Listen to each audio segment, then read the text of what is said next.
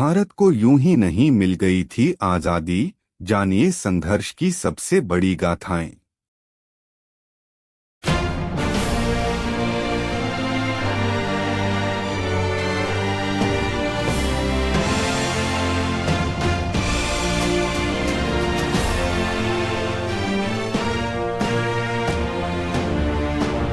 भारत में अंग्रेजों की हुकूमत साल 1858 में शुरू हुई और 1947 तक चली। इससे पहले 1757 से लेकर 1857 तक भारत पर ब्रिटेन की ईस्ट इंडिया कंपनी का कंट्रोल था। देश के वीर स्वतंत्रता सेनानियों के साहस और बलिदान के आगे आखिरकार अंग्रेजों ने घुटने टेक दिए और करीब 200 साल तक अंग्रेजों की गुलामी करने के बाद भारत को 15 अगस्त 1947 के दिन आजादी मिली। 15 अगस्त 1947 को हम अंग्रेजी हुकूमत से आजाद हुए थे और इस महीने की 15 तारीख यानी 15 अगस्त 2022 को हमारे देश की आजादी के 75 साल पूरे हो गए हैं। 125 करोड़ की मौजूदा जनसंख्या वाले हिंदुस्तान को यूं ही अंग्रेजों से आजादी नहीं मिली थी। देश की आजादी के लिए लाखों हिंदुस्तानियों ने देश की मिट्टी को अपने खून से सींचा था। इस देश को आजाद कराने वाले सच्चे देशभक्तों के संघर्ष, हौसले और जुनून की जितनी तारीफ की जाए वो हमेशा कम ही रहेगी। आज हम यहाँ आपको देश की आजादी के उन संघर्षों के बारे में बताएंगे जिन्हें जानने के बाद आपके रोंगटे खड़े हो जाएंगे।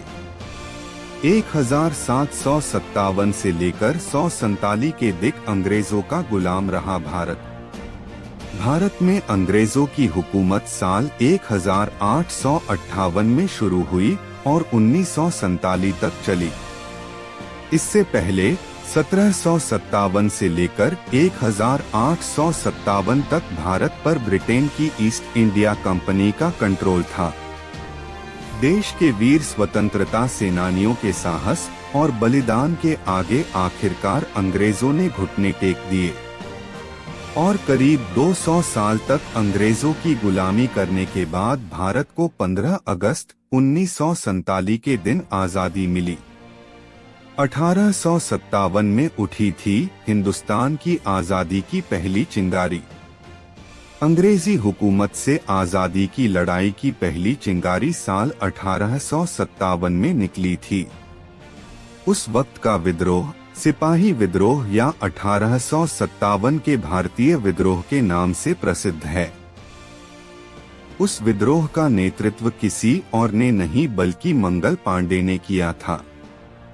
मंगल पांडे के अलावा झांसी की रानी लक्ष्मीबाई, बहादुर शाह जफर, तात्या टोपे और नाना साहिब ने भी 1857 में अंग्रेजों के खिलाफ लोहा लिया था। बाल गंगाधर तिलक और JRD टाटा ने शुरू किया था स्वदेशी आंदोलन। साल 1900 के आसपास देश में स्वदेशी आंदोलन की शुरुआत हुई। उस वक्त बाल गंगाधर तिलक और JRD टाटा ने बॉम्बे स्वदेशी कोक स्टोर्स कंपनी लिमिटेड की स्थापना कर विदेशी सामानों का बहिष्कार कर स्वदेशी सामानों का समर्थन करना शुरू किया। महात्मा गांधी ने इस आंदोलन को स्वराज की आत्मा बताया था। साल 1921 में डिजाइन किया गया था भारत का मौजूदा राष्ट्रीय ध्वज। 7 अगस्त 1906 को कोलकाता के पारसी बागान स्क्वायर पर भारत का झंडा फहराया गया। उस झंडे में लाल, पीला और हरे रंग की 3 पट्टियां थीं। साल 1921 में पिंगली वेंकैया ने हमारे मौजूदा राष्ट्रीय ध्वज का पहला वेरिएंट डिजाइन किया। ऊपर भगवा, बीच में सफेद जिसमें 24 तीलियों वाला अशोक चक्र मौजूद है और नीचे हरे रंग की पट्टी वाले झंडे को 22 जुलाई 1947 को राष्ट्रीय ध्वज के रूप में स्वीकार किया गया। इस तिरंगे को 15 अगस्त 1947 को फहराया गया। महात्मा गांधी ने 1942 में शुरू किया था भारत छोड़ो आंदोलन। दूसरे विश्व युद्ध के दौरान 8 अगस्त 1942 को महात्मा गांधी द्वारा अखिल भारतीय कांग्रेस कमेटी के बॉम्बे सत्र में भारत छोड़ो आंदोलन की शुरुआत हुई। इस आंदोलन को अगस्त क्रांति के नाम से भी जाना जाता है। इस आंदोलन के माध्यम से भारत में ब्रिटिश शासन को खत्म करने की मांग की गई थी। आजादी के वक्त भारत का नहीं था कोई राष्ट्रीय गान। आजादी के समय भारत का कोई राष्ट्रीय गान नहीं था। मौजूदा राष्ट्रीय गान भारत भाग्य विधाता साल 1911 में रविंद्रनाथ टैगोर द्वारा लिखा गया था, जिसका नाम बाद में बदलकर जन गण मन कर दिया गया था। फिर इसके बाद 24 जनवरी 1950 में भारत की संविधान सभा ने जन गण मन को राष्ट्रीय गान के रूप में स्वीकार कर लिया था। रेडक्लिफ लाइन के नाम से भी जानी जाती है भारत पाकिस्तान की सीमा रेखा।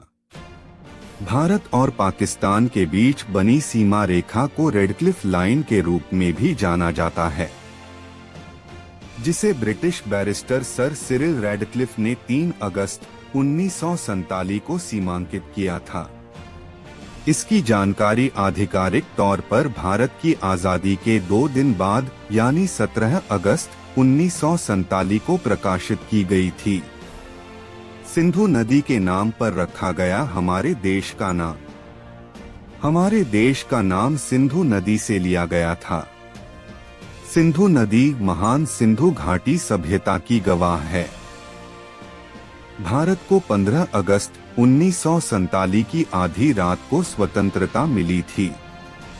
आपको जानकर हैरानी होगी कि कोरिया, कांगो, बहरीन और लिक्टेनस्टीन भी 15 अगस्त को ही अपना स्वतंत्रता दिवस मनाते हैं। बंकिम चंद्र चटर्जी द्वारा लिखे गए उपन्यास आनंद मठ का एक हिस्सा है वंदे मातरम। बंकिम चंद्र चटर्जी द्वारा लिखित भारत का राष्ट्रीय गीत वंदे मातरम 1880 के दशक में लिखा गया था। वंदे मातरम बंकिम चंद्र चटर्जी द्वारा लिखे गए उपन्यास आनंद मठ का एक हिस्सा था। वंदे मातरम को 24 जनवरी 1950 राष्ट्रीय गीत के रूप में मान्यता दी गई थी।